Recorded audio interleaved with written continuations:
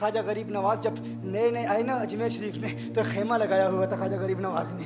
خیمے میں خواجہ غریب نواز عصر سے لے کر مغرب کے وقت تک روتے رہتے تھے. ایک نوجوان اجمیر سے باہر گیا ہوا تھا پڑھنے کے لیے, کچھ عرصے کے بعد واپس آیا اور اس خیمے کے قریب سے گزر ہوا اور گزرا تو رونے کی آواز آئی. فوراً دیکھتا ہے کہ خواجہ غریب نواز رو رہے ہیں, ابھی غیر مسلم ہے, اسلام قبول نہیں کیا. فوراً گھر جاتا ہے, ماں سے پوچھتا ہے, ماں یہ مسلمانوں کا گرو کیوں روتا ہے, مسلمانوں کا بابا کیوں روتا ہے؟ میں ہر روز گزرتا ہوں, عصر سے مغرب کے مابین جو وقت ہے یہ روتا ہے. ماں نے کہا جاؤ اس سے پوچھ لو کیوں روتا ہے. وہ نوجوان خواجہ غریب نواز کے خیمے کے اندر آیا, کہا بابا میں ہر روز یہاں سے گزرتا ہوں, آپ کے رونے کی آواز آتی ہے, بتائیے آپ کیوں روتے ہیں؟ کہا جاننا چاہتے ہو میں کیوں روتا ہوں؟ میں نے ایک مدت اپنے مرشد کے ساتھ گزاری ہے, مرشد کی خدمت میں گزاری ہے, مجھے اپنے پیر کی یاد رلاتی ہے, پیر کی یاد رلاتی ہے. میں عصر سے مغرب کے وقت تک اپنے مرشد کی یاد میں روتا رہتا ہوں. اس نوجوان نے کہا اچھا میں نے تو سنا تھا کہ انسان کو جب درد ہوتا ہے, تکلیف ہوتی ہے تو تکلیف انسان کو رلاتی ہے, آپ کو تو محبت ہے,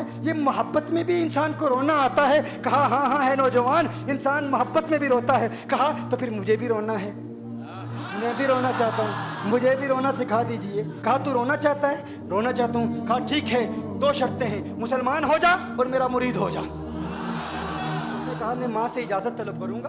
ماں کے پاس گیا اجازت لینے کے لیے. ماں نے کہا تو ضدی ہے, جب تو ارادہ کر لیتا ہے, جو ارادہ کرتا ہے تو پورا کرتا ہے, جا جو کرنا چاہتا ہے کر لے. خواجہ غریب نواز کے بارگاہ میں حاضر ہوا, عرض کرتا ہے بابا میں پھر مسلمان ہونا چاہتا ہوں, مجھے مرید کر لیجئے. خواجہ غریب نواز نے مرید کر لیا, خواجہ غریب نواز کا مرید ہو گیا. اب خواجہ غریب نواز نے کہا اب وقت سارا میرے ساتھ گزرے گا, ناشتے کے وقت خواجہ غریب نواز کے ساتھ, سحری کے وقت خواجہ غریب نواز کے ساتھ, سحر کے وقت خواجہ غریب نواز کے ساتھ, پورا دن اسے خواجہ غریب نواز کے قرب کی کچھ ایسی عادت ہو گئی, خواجہ غریب نواز کا دیوانہ ہو گیا, ان کا عاشق ہو گیا. کچھ عرصہ گزرا, خواجہ غریب نواز نے فرمایا اب تیرے لیے 3 دن کی چھٹیاں ہیں, 3 دن کے لیے چھٹیاں ہیں, 3 دن کے لیے چلا جا.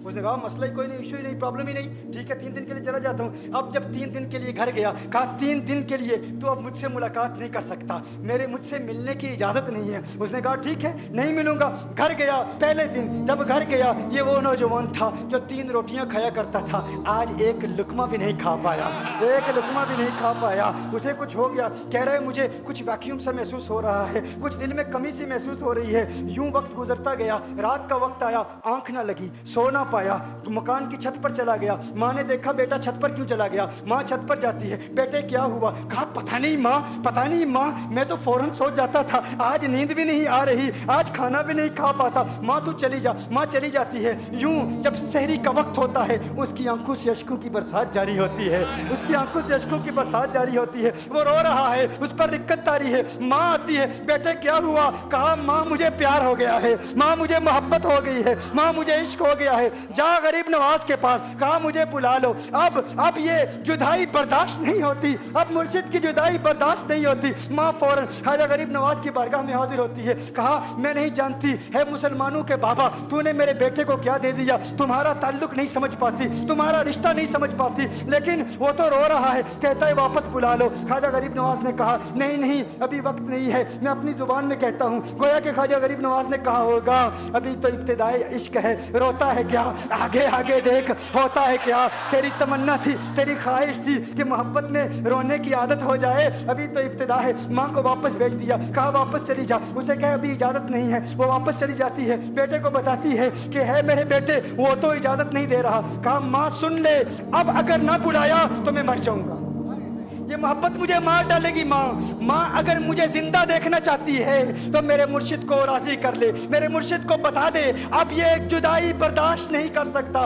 ماں فوراً غریب نواز کی بارگاہ میں حاضر ہوتی ہے. کہا ہے غریب نواز کرم فرمائیے, مجھ ماں کی تمنا ہے, مجھ ماں کی آرزو ہے, وہ مر جائے گا. کہا ماں کی تمنا ہے, تیری بات مانتا ہوں, جا اسے واپس بھیج دے. وہ فوراً بھاگتا ہوا خواجہ غریب نواز کی بارگاہ میں حاضر ہوتا ہے. اس وقت خواجہ غریب نواز اپنے مریدوں کو درس دے رہے ہیں, ایک مجمع لگا ہوا ہے. وہ فوراً خواجہ غریب نواز کے دروازے پر کھڑا ہوتا ہے اور پھر مرید یہ منظر دیکھ رہے ہیں. خواجہ غریب نواز کو دیکھتا ہے, خواجہ غریب نواز اسے دیکھتے ہیں. وہ میں نے کہا تھا نا نگاہ مست ملائی تو میں پلا کے اٹھے, جہاں وہ بیٹھ گئے میں قدا بنا کے اٹھے. خواجہ غریب نواز نے اس کی آنکھوں سے آنکھیں ملائی اور پوچھا اب پتا چلا محبت میں رونا کیسے آتا ہے, اب پتا چلا. اس نے کہا ہے غریب نواز کرم فرمائیے. فوراً غریب نواز नवाज को पुकारता हुआ गरीब नवाज के कदमों में आ गिरा, गरीब नवाज के कदमों से लिपट गया। अब मुरीदीन इस मंजर को देख रहे हैं और हैरान हो रहे हैं कि सिर्फ वो मुरीद ही नहीं रो रहा, सारे मुरीद रो रहे हैं, इस प्यार के रिश्ते को देख रहे हैं। और फिर एक अजीब और गरीब मंजर, ख्वाजा गरीब नवाज ने कहा, आज रात तूने खाना खाया था? कहा नहीं खाया था, नहीं खाया था। ख्वाजा गरीब नवाज ने फरमाया मैंने भी नहीं खाया था, मैंने भी नहीं खाया था, मैंने भी नहीं खाया था। फिर ख्वाजा गरीब नवाज ने फरमाया आज रात सोया था?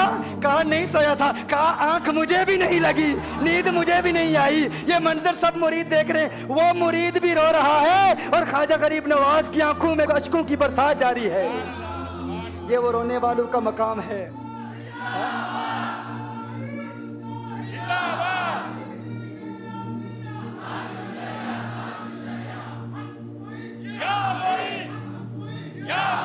ये डिस्कशन हो रही है पीर और मुरीद की, और फिर ये आंसू बातें कर रहे हैं। मेरी दास्तान हसरत वो सुना सुना के रोए, मेरी दास्तान हसरत वो सुना सुना के रोए, मेरे आजमाने वाले मुझे आजमा के रोए। कोई ऐसा अहले दिल हो कि फसाना है मोहब्बत, मैं उसे सुना के रोऊं, वो मुझे सुना के रोए। मैं उसे ये रोने और हम रोने पे आ जाएं तो दरिया ही बहा दें। ये चिश्तियों का रोना है, हम रोने पे आ जाएं तो दरिया ही बहा दें। शबनम की तरह हमें रोना नहीं आता।